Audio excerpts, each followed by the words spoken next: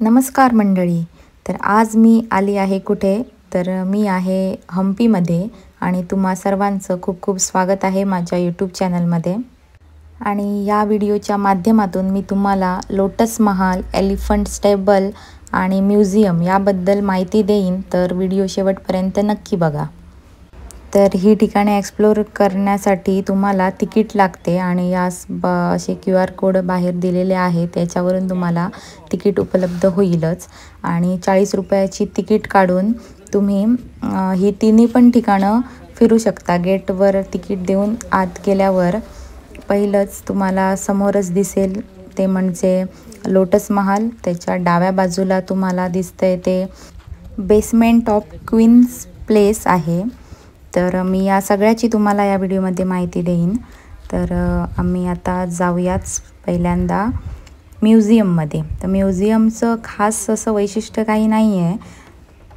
तर हे आधीच्या काळी क्वीन्स लॉकर म्हणून असायचं, म्हणजे ज्या क्वीन्सचे दागिने असायचे, किमती वस्तू असायच्या, त्या यामध्ये ठेवायचे या सेक्शनमध्ये, म्हणून याला असं क्वीन लॉकर म्हणून ओळखलं जायचं.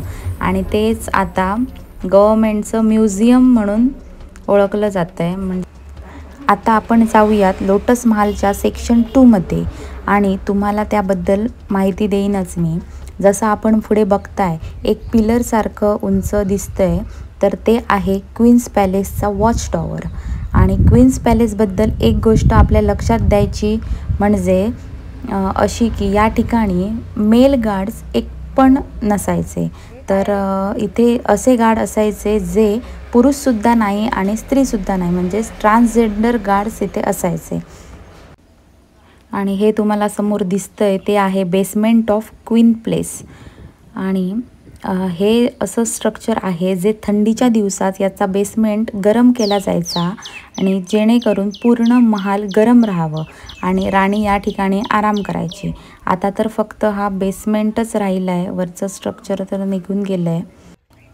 त्यानंतर या ठिकाणी उजव्या बाजूला नदीसारखं असं तुम्हाला दिसत असेल तळं कसं, तर हे आहे जलमहाल. जेव्हा गरमी असायची तेव्हा हे ठिकाण थंड असायचं आणि राणी या ठिकाणी आराम करायची.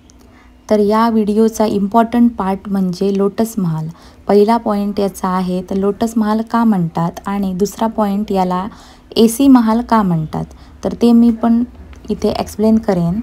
तर लोटस महाल का म्हणतात, तर लोटस म्हणजे कमळ आणि लोटसला तुम्ही जर उलटं केलात तर लोटस आणि याचं आर्किटेक्चर जर बघितलात तर सेम आहे.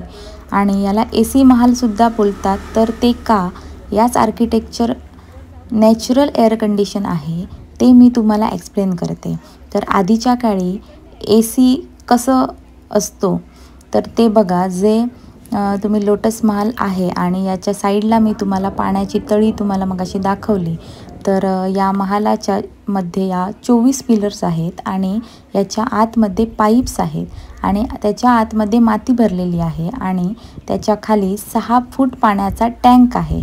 तर पाण्याच्या मदतीने या आर्किटेक्चरला थंड ठेवलं जायचं. तर ते कसं ते पण मी तुम्हाला एक्सप्लेन करते.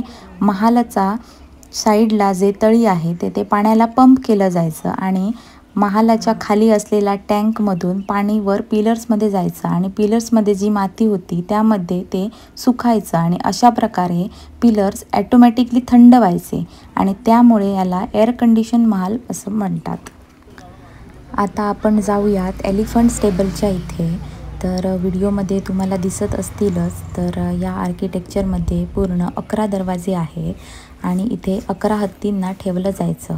आणि हे जे खास 11 हत्ती होते त्यांच्यावरती ते म्हणजे त्यांचा उपयोग पूजापाठ, मोठा कार्यक्रम वगैरे असेल तर त्यांचा उपयोग व्हायचा. राजा महाराज वगैरे त्यांना वापरायचं. आणि हे या ठिकाणी तुम्हाला दिसतंय ते आर्किटेक्चर आहे की जे हत्तींचे चालक आणि गार्ड असायचे ते इथे राहायचे. तर तुम्ही पण इथे येऊन भेट द्या आणि हे आर्किटेक्चर पण तुम्ही बघाल तर खूपच सुंदर आहे. तर तुम्ही या भेट द्या, एक्सप्लोर करा आणि अजून माहिती तुम्ही घ्या याची. आणि जर काही माझ्याकडून माहिती राहिली असेल तर तुम्ही कमेंटमध्ये ती सांगू शकता. धन्यवाद.